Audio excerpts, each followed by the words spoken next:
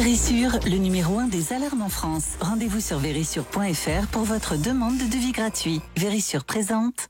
Sud Radio, le numérique pour tous, Vanessa Pérez. Bonjour et bienvenue dans ce nouveau numéro du numérique pour tous. Je suis ravie de vous retrouver. Aujourd'hui, on va parler de la conquête spatiale et essayer de comprendre l'impact qu'elle peut avoir sur notre quotidien. Alors, comment l'exploration spatiale permet de mieux appréhender la vie terrestre? Que voit-on du dérèglement climatique depuis l'espace? Et pourquoi l'espace est devenu un enjeu géopolitique? Pour y répondre, nous aurons le plaisir d'accueillir la première femme spationaute française et nos experts nous expliqueront également comment les satellites génèrent de la donnée qui permet de mieux comprendre l'évolution de notre planète Terre. Le numérique pour tous spécial conquête de l'espace, c'est parti et c'est sur Sud Radio. Sud Radio, le numérique pour tous, Vanessa Pérez. Et aujourd'hui, dans le numérique pour tous, on va vous faire découvrir ce que la conquête de l'espace nous apprend de notre planète Terre. Et pour en parler, j'ai le plaisir d'accueillir la première femme spationaute française à avoir volé à bord de la Station spatiale internationale. J'ai nommé Claudie Aigneret. Claudie, on est vraiment ravis. C'est un grand honneur de vous avoir aujourd'hui sur ce plateau.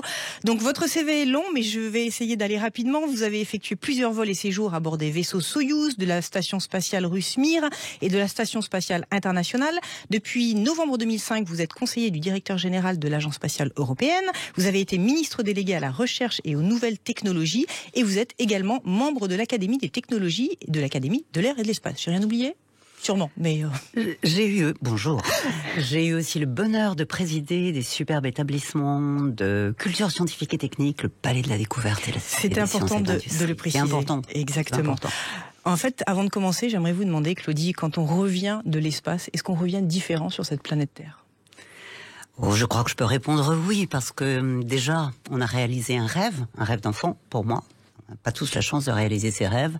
On fait partie d'un petit club très privilégié. On est 600 dans le monde à avoir eu le privilège d'aller en orbite. Et puis, oui, regarder la planète par le hublot de la station spatiale, ça vous fait prendre conscience d'enjeux, de la finitude, de notre responsabilité, de la vulnérabilité des actions qu'on peut prendre. Et on est tous des ambassadeurs au retour de ce qu'on a vécu intensément. Ça doit être magnifique, effectivement. Alors concrètement, pour nous terriens, on va le dire comme ça, que voit-on, Claudie, du dérèglement climatique et de notre planète depuis l'espace ? Si je dois parler des yeux des astronautes, du regard à travers le hublot, parce que par ailleurs, il y a plein de satellites qui nous donnent des données très, très qualitatives et quantitatives, l'astronaute, il va voir effectivement déjà la finitude de la planète. On voit pas toute la planète par le hublot. Quand on est à 400 km en orbite dans une station spatiale, on en voit à peu près 2500 km en champ de vision. On voit qu'elle est ronde, ça c'est important de le confirmé. Et puis on la voit isolée, cette planète, dans un cosmos qui est noir, hostile, très mystérieux. Et cette vie que la planète Terre porte, eh bien, elle est possible et protégée uniquement par un très très mince petit rayon d'atmosphère qui entoure la planète. Donc on se rend compte de sa finitude.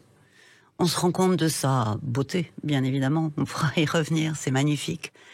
Et on se rend compte de sa fragilité, de sa vulnérabilité. Vulnérabilité, pourquoi ?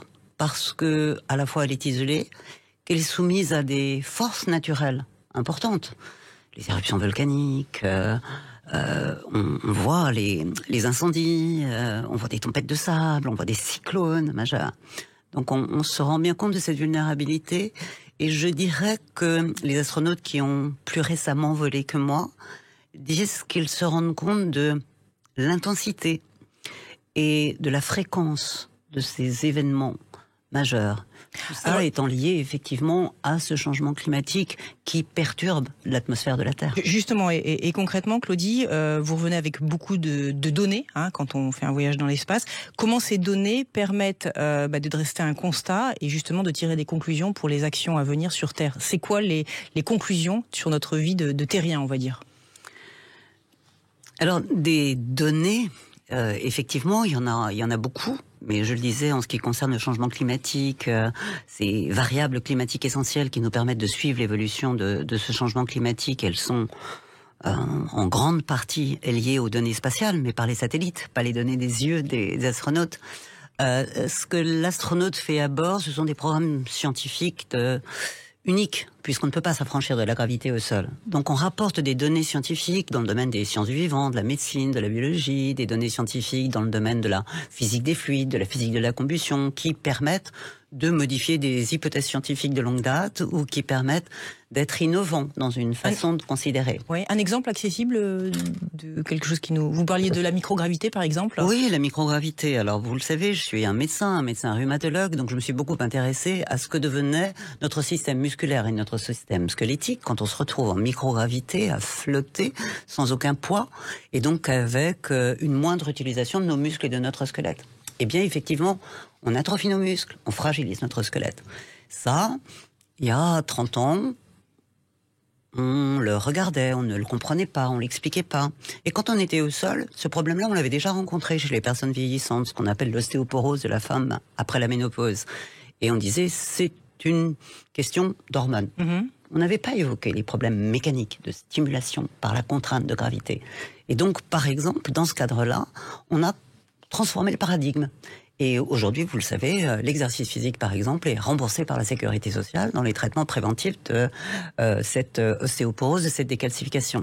Mais aujourd'hui, encore mieux, on arrive à rentrer dans l'architecture osseuse parce que dans ces laboratoires en microgravité, on a maintenant des capacités d'exploration, de compréhension qui vont nous permettre de modifier des traitements, d'envisager d'autres formes de prise en charge. Donc ça, c'est un exemple dans le domaine scientifique, mais j'imagine qu'il y en a des milliers d'autres. Je rebondis sur le mot satellite que vous avez prononcé, Claudie. On sait qu'il y en a de plus en plus au-dessus de nos têtes, puis c'est ce qui permet de générer de la donnée, mais c'est aussi une certaine cacophonie qu'il y a dans l'espace. Vous n'avez pas l'impression qu'on reproduit un petit peu les mauvais comportements qu'on a eu sur Terre dans l'espace, et dans quelques années, on aura vraiment un désordre ambiant qui va nous pénaliser? Alors j'élargis votre question à, effectivement, au sol, et on doit l'être, et on doit être beaucoup plus complètement mobilisé pour la préservation de notre planète et la préservation de l'atmosphère qui est cette protection de notre planète. Mais moi je dirais qu'il nous faut aussi préserver l'extra-atmosphérique. Et vous avez raison de dire qu'aujourd'hui, c'est quand même très encombré. Il y a des méga-constellations, donc beaucoup de satellites. Et éventuellement, si on gère pas bien ce management, le trafic des objets dans l'espace, on peut avoir des collisions, d'où des débris spatiaux. Des débris spatiaux avec des conséquences potentiellement exponentiellement très très lourdes pour les objets qui sont dans l'espace, dont les stations spatiales, dont il faut parfois modifier la trajectoire pour qu'elles ne rentrent pas en collision avec un débris. Donc c'est effectivement quelque chose de très important à gérer aujourd'hui. Je dirais que c'est une problématique où les agences spatiales, par rapport à ces entreprises privées qui aujourd'hui sont très très mobilisées sur l'exploration et l'exploitation spatiale, les agences ont une responsabilité particulière pour préserver dans l'intérêt général et réguler cette préservation de notre espace extra-atmosphérique. C'est un bien commun, il nous faut pouvoir y accéder puisqu'on sait la richesse que ces données issues de l'espace nous donnent pour mieux comprendre notre Terre. Alors Claudie, après vous, il y a Sophie Adedot, dont on a beaucoup entendu parler récemment, deuxième femme française spationaute, et elle dit de vous, vous avez été un modèle. Est-ce que vous avez le sentiment qu'on favorise suffisamment l'enseignement scientifique des jeunes femmes aujourd'hui, ou il y a encore des progrès à faire en France, voire en Europe ? Alors, on y est très engagé, beaucoup, depuis longtemps. Moi, je le suis particulièrement.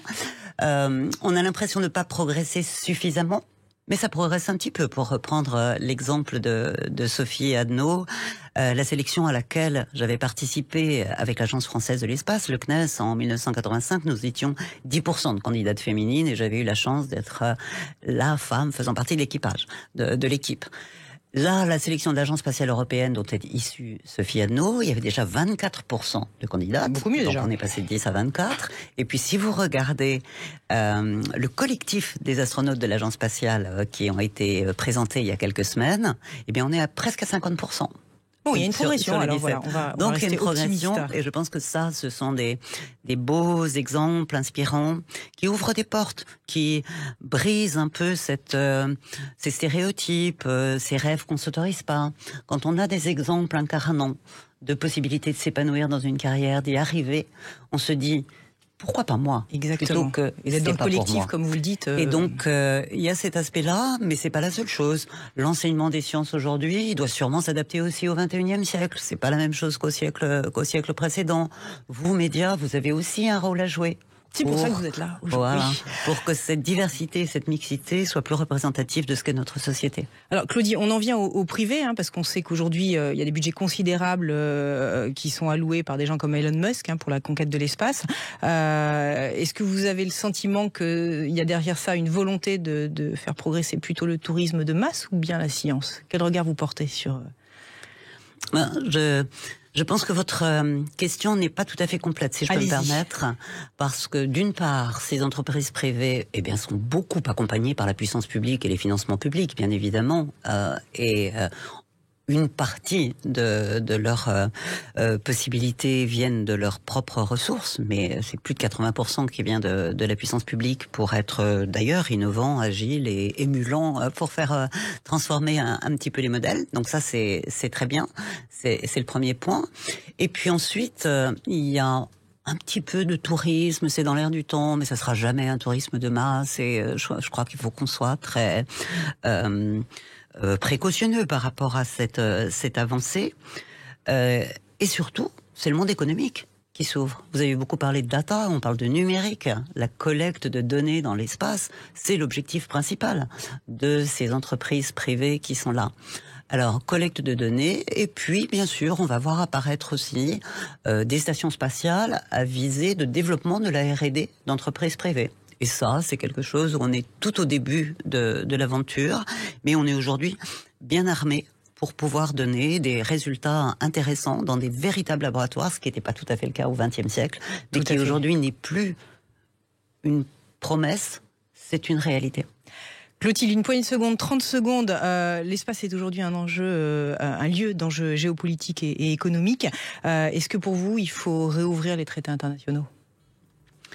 C'est une question qui se pose effectivement dans la réflexion multilatérale, puisque ça nous concerne tous. L'espace, c'est notre bien commun. C'est même dans ces traités que vous évoquez en 67 un patrimoine de l'humanité non appropriable. Alors, bien évidemment, c'était le XXe siècle. Au XXIe siècle, le paysage a beaucoup changé, et je pense qu'il faut s'interroger effectivement sur comment mieux réguler et préserver cet espace. Alors, il y a plusieurs temps. Il y a des temps en urgence, on l'a déjà évoqué, c'est celui des débris spatiaux, du Space Traffic Management, de comment on gère ces éléments-là. Il y a un deuxième point qui est effectivement à plus long terme, puisqu'on va aller s'installer sur des corps célestes, aller vers des astéroïdes, l'équilibre entre exploration et exploitation. Et le troisième point, c'est que c'est aussi un lieu de conflictualité. Il y a un cyberespace, il y a de l'espace conflictuel, et il faut y être très responsable dans son comportement. Merci Claudie de nous avoir permis de toucher un peu plus près cette réalité qui nous inspire tous et qui nous fait rêver. Restez avec nous dans quelques instants, on vous fera découvrir ce que l'espace nous apprend de l'évolution de nos océans, de nos territoires et aussi de notre alimentation. Le numérique pour tous, spécial conquête de l'espace, ça continue dans quelques instants et c'est sur Sud Radio. Sud Radio, le numérique pour tous, Vanessa Pérez. Et aujourd'hui, un numérique pour tous spécial conquête de l'espace. Et avec nous pour comprendre ce que les données issues de l'espace nous apprennent de l'évolution de notre planète, j'ai le plaisir d'accueillir Pascale Ultré-Guérard, directrice adjointe de la stratégie en charge des programmes au CNES, Centre National d'Études Spatiales, je le précise. Pascale, bonjour, merci beaucoup d'être parmi nous. Donc j'ai envie de vous demander pour commencer, comment les satellites peuvent nous renseigner sur l'état de notre planète et notamment sur l'évolution du climat ? Bonjour, alors il y a plein de choses qu'on peut regarder depuis l'espace qui nous apprennent, qui nous donnent des informations très précieuses sur l'évolution du climat. On peut mesurer les gaz à effet de serre, on peut regarder les forêts, on peut observer les océans, on peut observer les rivières.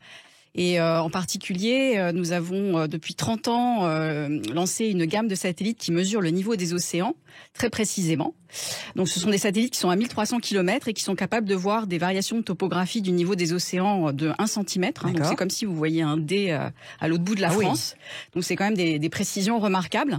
Et grâce à ce type de satellite, donc depuis on a commencé à faire ce type de mesure en 1992 avec le satellite Topex Poséidon qui a été lancé par le CNES et la NASA et qui a permis donc de voir que grâce à ces mesures du relief des océans, eh bien on pouvait faire de l'océanographie, avoir des informations scientifiques sur la dynamique des océans, l'évolution avec le climat. Alors justement, dites-nous, que prévoyez-vous d'ici une vingtaine d'années, très concrètement? Grâce à ces premières mesures de Topex Poséidon, on s'est aperçu donc dans les années 90 que le niveau moyen des océans s'est levé de 2 mm par an.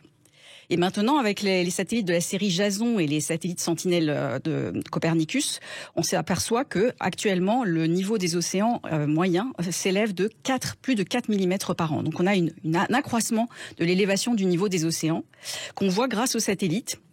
Et en particulier, on sait, les scientifiques savent expliquer que cette élévation du niveau des océans, en fait, vient en grande partie, pour quasiment 60%, de la fonte des glaces et des neiges sur les continents, du Groenland notamment.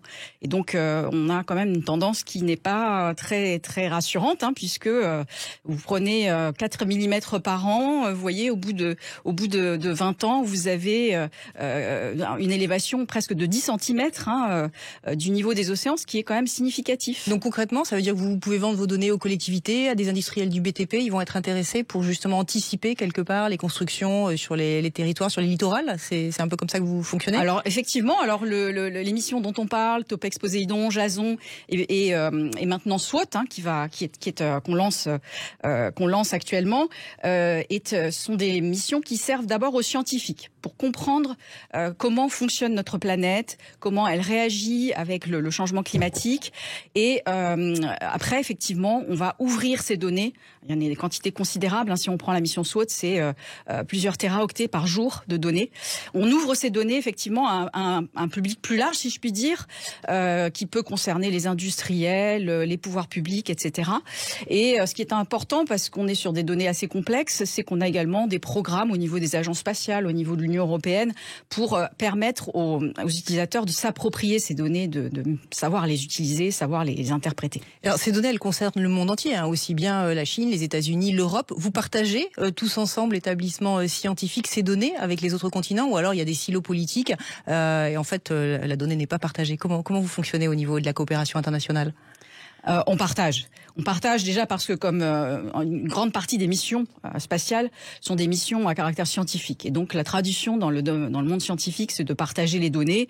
On a créé le comité des satellites d'observation de la Terre, le CEOS, qui est un club des agences spatiales pour justement permettre aussi cet échange de données d'observation de la Terre, voir quels sont les trous à combler finalement en termes d'observation pour le futur. Donc on a vraiment une culture de partage, et je pense que la meilleure preuve aussi, c'est qu'on a de plus en plus de start-up qui se mettent en place dans le domaine du traitement de ces données, notamment dans le domaine de l'environnement. On le disait avec Claudie, il y a beaucoup de satellites au-dessus de nos têtes. Est-ce que vous considérez que vous avez une approche durable et responsable? Et comment faites-vous pour avoir une approche durable au niveau de l'espace atmosphérique? Alors c'est une de nos préoccupations, c'est un des piliers de l'activité du CNES, de l'Agence spatiale française, s'engager pour un monde durable.